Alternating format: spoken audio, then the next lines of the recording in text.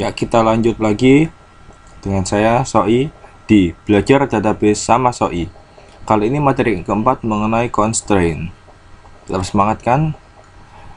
Tidak lupa video tutorial ini didukung oleh PENS, Politeknik Elektronika Negeri Surabaya, dan BIPS B3 Informatics Brother Sister. Ya, perkenalkan lagi, nama saya Safrizal Ariandi atau biasa dipanggil Soi.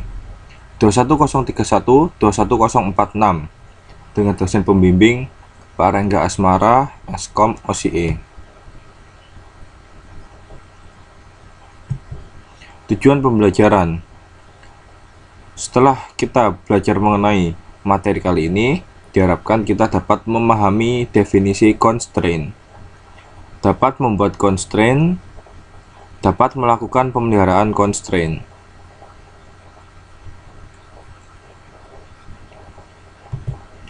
Ya, langsung saja kita bahas mengenai constraint.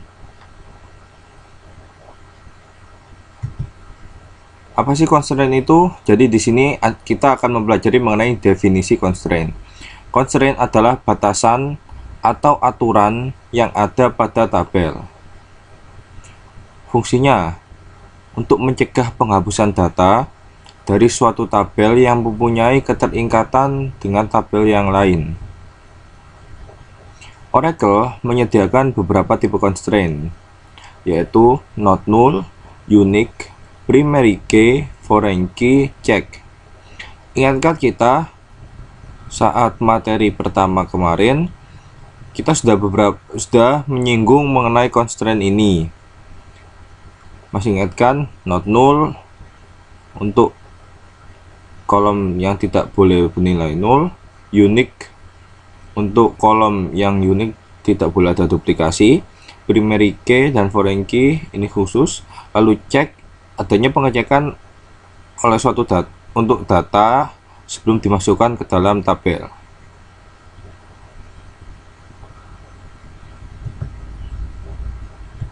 Lalu bagaimanakah sintak penulisan constraint? Seperti berikut. Jadi pembuatan constraint itu dilakukan ketika kita membuat tabel. Ini salah satu caranya. Jadi contoh penulisan constraint: create tabel employees, employee ID number 6, first name varchar 2 20, lalu job ID varchar 10, not null. Nah, di sini ada dua constraint yang digunakan. Pertama, job ID menggunakan constraint not null. Jadi job ID tidak boleh bernilai null. Lalu constraint EMP ID PK, primary key pada employee ID. Jadi yang dimaksud di sini adalah kita menggunakan constraint untuk kolom employee ID, yaitu primary key. Nah, ada dua cara di sini untuk pembuatannya. Jadi di sini untuk constraint pada job ID dituliskan langsung di samping nama kolomnya, sedangkan untuk primary key employee ID ini dituliskan terpisah. Jadi di sini untuk job ID dia constraint tidak memiliki nama, sedangkan constraint untuk employee ID memiliki nama, yaitu EMP ID PK.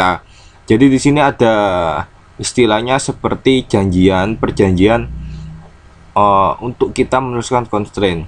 Jadi apa itu EMP pada EMP ID PK, EMP adalah nama tabel, lalu EMP ID adalah nama kolom, lalu PK itu dari primary key.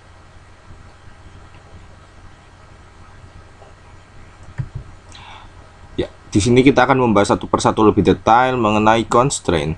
Pertama, constraint not null. Suatu kolom yang didefinisikan dengan constraint not null tidak boleh berisi nilai null. Kolom yang berfungsi sebagai kunci primer otomatis tidak boleh null. Ya, ini kita lihat pada tabel employee yang tidak boleh null ada 3 kolom, yaitu last name, hire date, oh ya hanya 2, yaitu last name dan hire date. Jadi untuk departemen IT dia tidak not null, karena dalam contoh yang ditampilkan ada baris yang untuk departemen ID itu kosong atau null. Nah, ini ada contoh penggunaannya.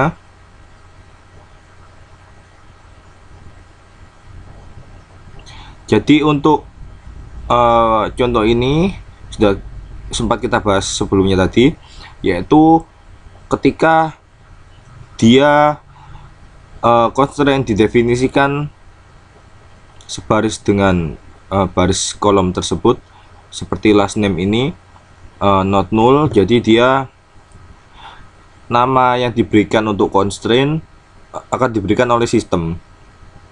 Sedangkan ketika terpisah seperti hire date ini, kita dapat memberi nama constraint ini. Jadi apa sebenarnya kegunaan dari penamaan constraint ini?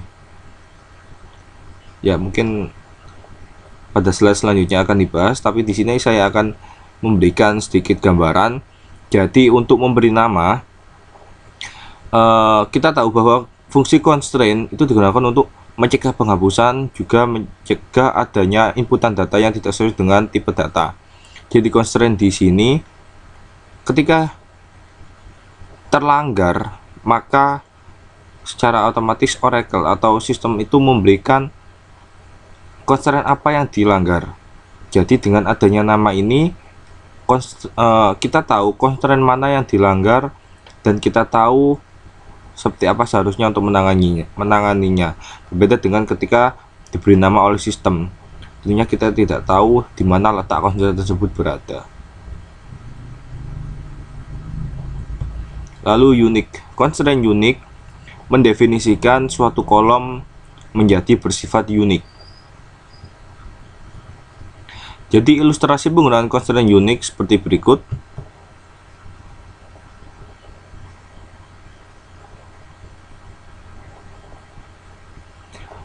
Jadi pada tabel employees, untuk email sendiri tidak boleh ada duplikasi. Jadi pada pembuatan tabel employees, untuk kolom email telah diisikan constraint unique, sehingga tidak boleh ada duplikasi. Ketika kita menginsert data dengan employee ID 208, last name Smith, dan email J. Smith, untuk percobaan pertama itu diperbolehkan atau telah berhasil. Namun ketika kita memasukkan lagi dengan employee ID yang berbeda 209, last name Smith, dan email yang sama J. Smith seperti yang awal tadi, ini tidak diperbolehkan karena sudah ada dalam database. Karena kolom email telah diberi constraint unique, sehingga ini tidak diperbolehkan.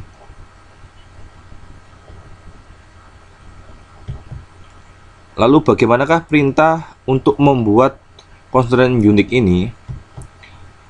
Nah, di sini kita dapat melihat yang diberi garis merah, constraint emp email UK unique email. Jadi benar saja seperti apa yang ditampilkan sebelumnya, jika email itu memiliki constraint unique dengan nama emp email UK. Jadi ketika kita masukkan tadi yang data kedua, akan ditampilkan constraint yang dilanggar, yaitu emp email UK.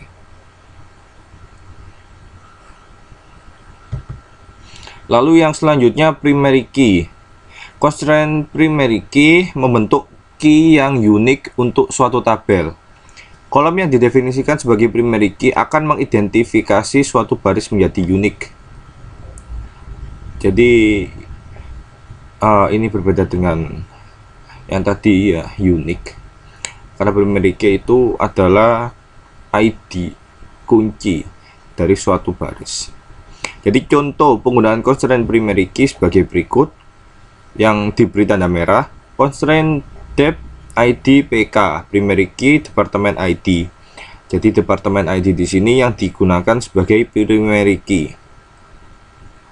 Sehingga baris-baris yang sehingga kolom-kolom yang lain akan memiliki suatu ketergantungan dengan primary key ini.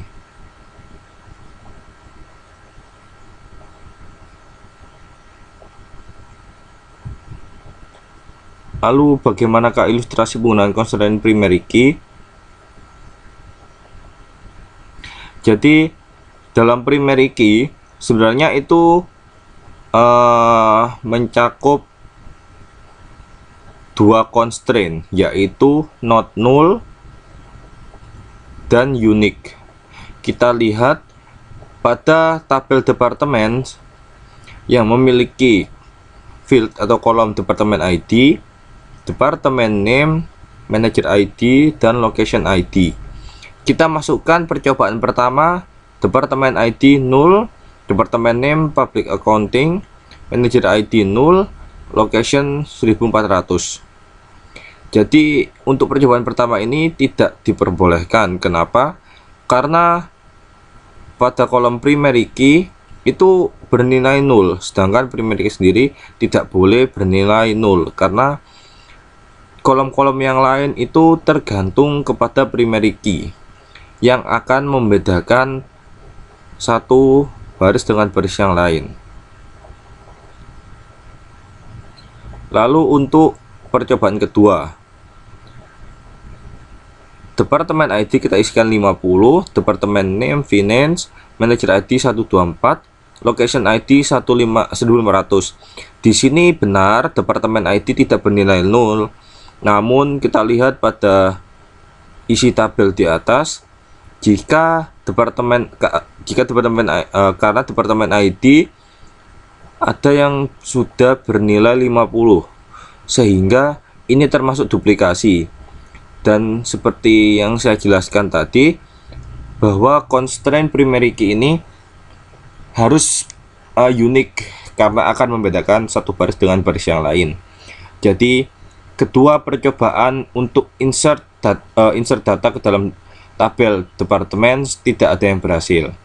Ya, saya ulangi lagi. Pertama, primary key tidak boleh bernilai 0.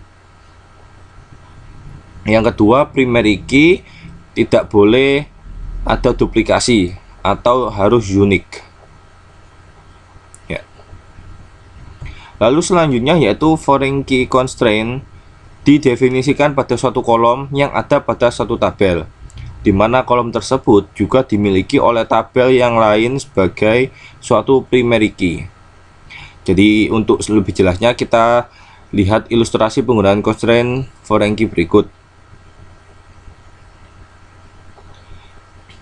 Jadi pada departemen ID merupakan primary key, sedangkan untuk tabel employees departemen ID adalah foreign key.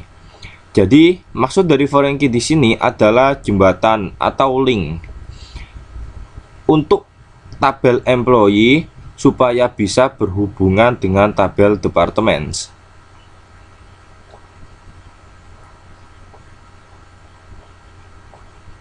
Nah, kita lihat pada percobaan insert. Untuk yang pertama, employee ID kita isi 200, last name Ford, departemen ID 9. Karena departemen ID merupakan foreign key dari primary key pada departemen, dan kita tahu bahwa departemen tidak ada yang bernilai 9, maka ini tidak diperbolehkan. Karena seperti yang saya jelaskan tadi, bahwa fungsi dari foreign key adalah jembatan, link. Bagaimana jika nilai pada departemen ID tidak ada atau tidak terdapat pada departemen? Maka fungsinya sebagai link atau jembatan itu tidak ada. Lalu percobaan kedua, untuk employee ID 201, last name Ford, dan departemen ID 60 ini diperbolehkan karena pada foreign key sendiri itu diperbolehkan duplikasi. Yang tidak diperbolehkan pada foreign key itu tidak adanya nilai pada primary key yang jadi reference terhadap foreign key tersebut. Jadi untuk yang kedua ini diperbolehkan. Lalu bagaimanakah untuk membuat foreign key? Berikut adalah perintahnya. Jadi sama saja seperti yang tadi, cuma di sini ada sebuah kata kunci tambahan, yaitu reference department ID. Seperti tadi, foreign key digunakan sebagai jembatan atau link. Maka suatu foreign key harus memiliki alamat di mana tujuan dia, di mana dia menjembatani tabel dia sendiri dengan tabel yang lain.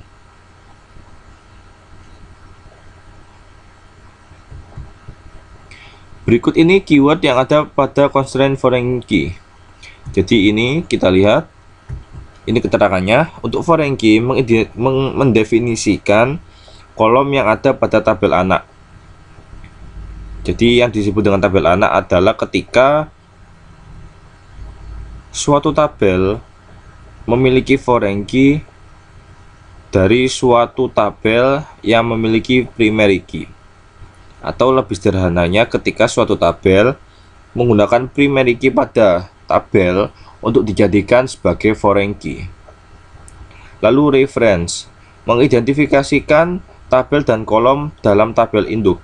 Nah, ini yang saya maksud tadi. Jadi reference ini mengacu kepada tabel dan kolom yang digunakan sebagai induk.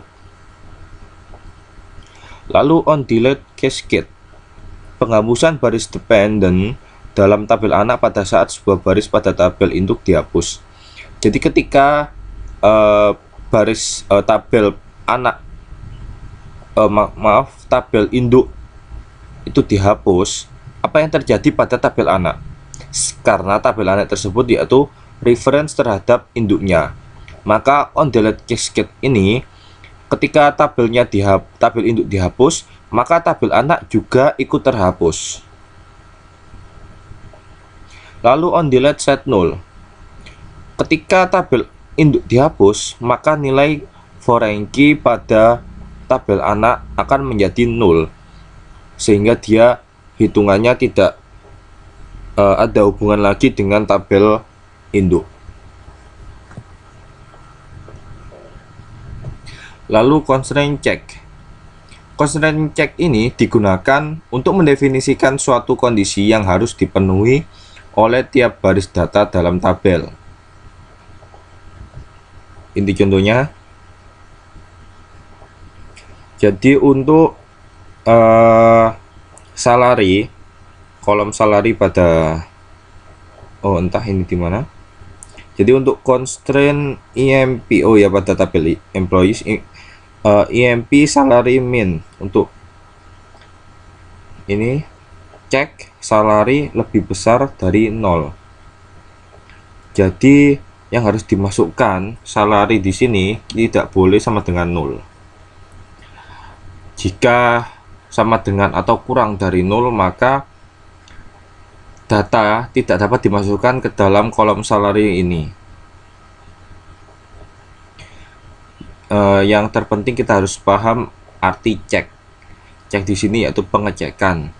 Bagaimana data dicek terlebih dahulu untuk dapat digunakan dalam tabel. Lalu bagaimanakah kita untuk menambahkan suatu tabel?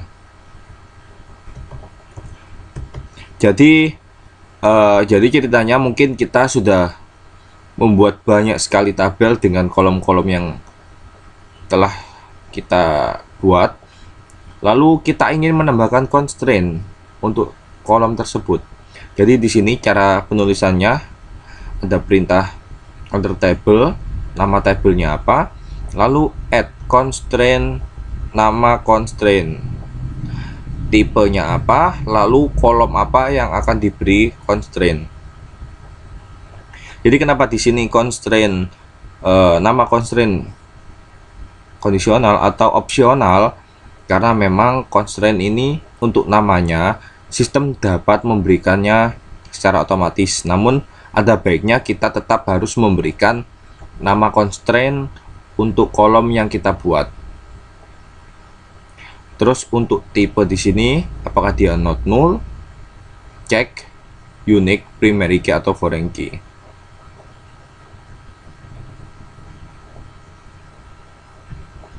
Misal, ditambahkan constraint foreign key pada tabel employees yang menunjukkan bahwa data manager harus valid atau berasal dari tabel employees. Jadi berikut alter table employees at constraint emp manager fk foreign key manager id reference employees employee id. Jadi di sini manager id atau yang menjadi manager haruslah yang mempunyai employee ID pada tabel employees. Jadi tidak boleh manager ID nilainya itu tidak terdapat pada employees.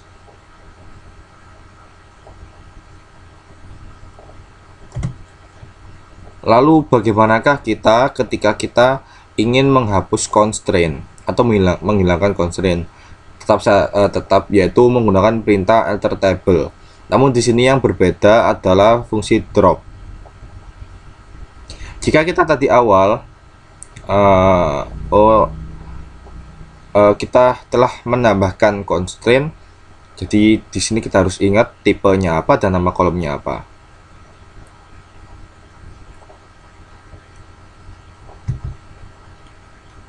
Jadi menghapus constraint manager dari tabel employees. Jadi contohnya seperti ini, alter table employees drop constraint emp manager fk.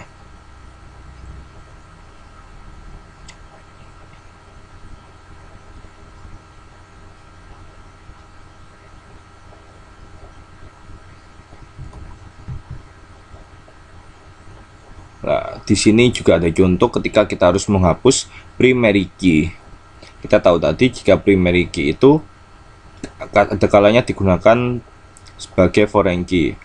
Jadi di sini kita lihat alter table departments drop primary key cascade. Jadi apa maksudnya di sini? Ketika kita menghapuskan kita menghapus primary key, maka secara otomatis foreign key juga ikut terhapus.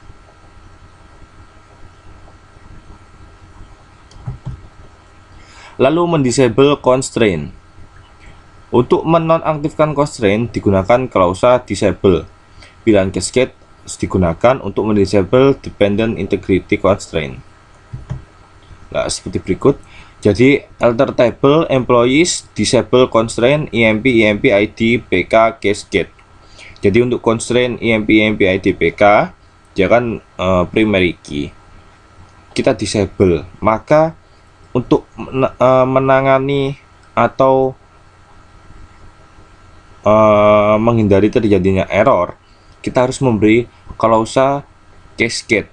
Cascade di sini yaitu untuk semua foreign key yang menggunakan PK dari employees ini juga ikut terdisable.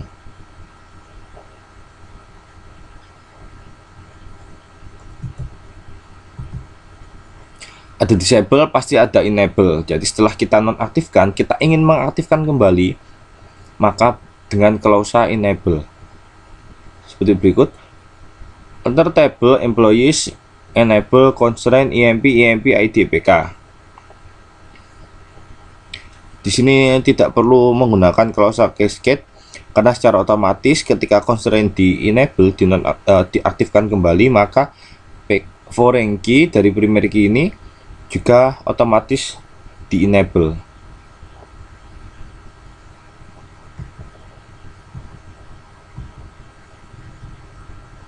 Lalu cascading constraint. Klausa cascade constraint digunakan dengan klausa drop column. Jadi kita telah memahami jika cascade ini fungsinya yaitu mengikut sertakan foreign key terhadap apa yang dilakukan pada primary key yang menjadi reference-nya. Lalu di sini klausa cascade constraint menghapus semua referential integrity constraint yang refer ke primary dan unique key yang didefinisikan pada kolom yang dihapus. Jadi sama saja, cuma di sini ada beberapa tabel yang constraint yang dihapus.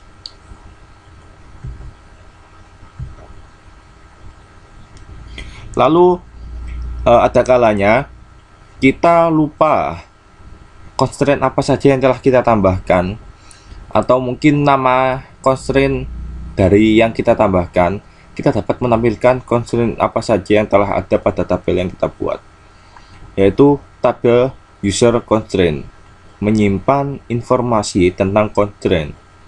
Kolom tipe constraint type dapat berisi C untuk constraint check, R untuk referential integrity atau foreign key, P untuk primary key, U untuk constraint unique.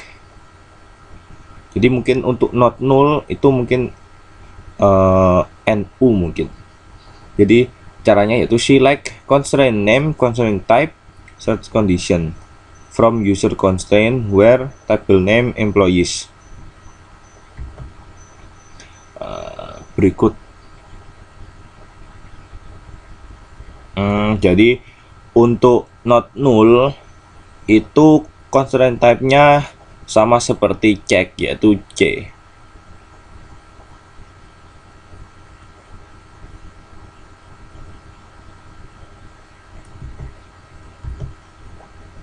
Lalu bagaimanakah kita menampilkan kolom yang menggunakan constraint? Jadi tadi ini digunakan untuk menampilkan constraint, tipenya, lalu kondisi seperti apa yang kita inginkan. Lalu pada ini materi ini yaitu untuk menampilkan kolom apa saja yang telah menggunakan constraint. Jadi kita gunakan atau kita dapatkan dari tabel user cons column. Select constraint name, column name from user cons column where table name employees. Jadi kita dapat lihat yang tampilkan yaitu constraint name dan column name. Untuk IMP dep FK itu terdapat pada kolom name departemen ID. IMP email NN yaitu constraint not null itu terdapat pada email. IMP email UK itu dapat pada email. Ya, begitu seterusnya. Dan terima kasih saya ucapkan pada yang teman-teman yang sudah belajar database hari ini. Semoga ilmu yang saya berikan bermanfaat. Terima kasih banyak. Kita sampai jumpa lagi pada materi berikutnya.